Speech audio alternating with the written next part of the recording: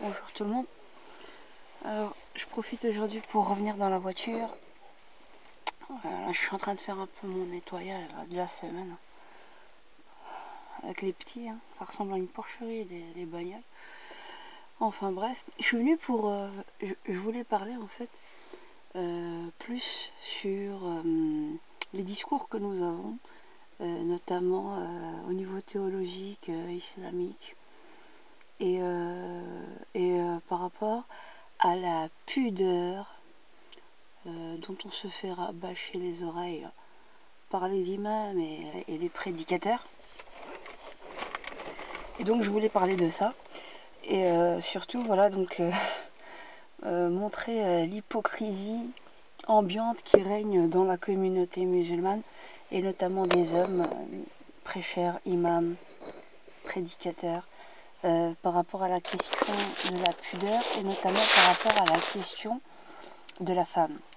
Alors, je voulais leur dire à ces prédicateurs et imams qui nous font et qui nous encensent tout le temps la pudeur, oui, Ibdel Kber, il commence avec toutes les formules, hein, pour encenser son monde, d'être un pieux, d'être un guide. C'est pas un guide, c'est pas des guides, c'est rien du tout. Et je vais expliquer pourquoi. On nous parle de la pudeur à longueur de journée, la pudeur de la langue, la pudeur du comportement. Alors moi, j'ai quelque chose de bien précis à leur transmettre comme message. Parlez-nous de la pudeur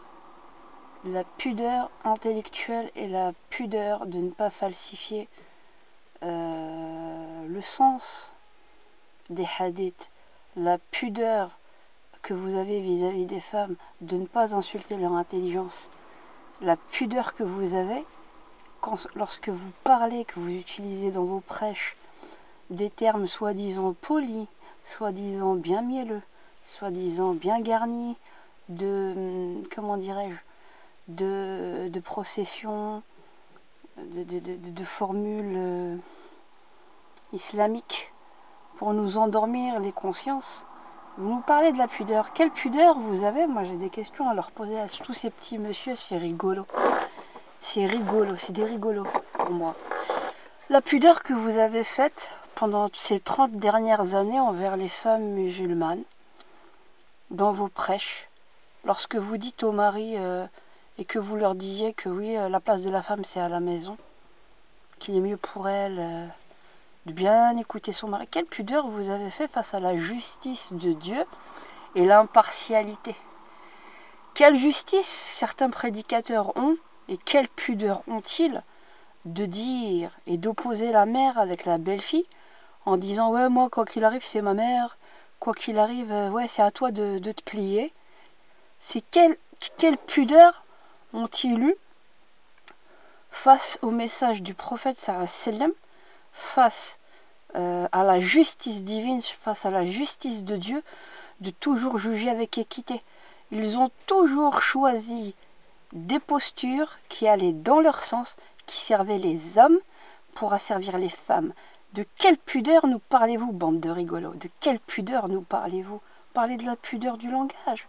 Vous voulez que je vous dise Bismillah ar-Rahman ar-Rahim.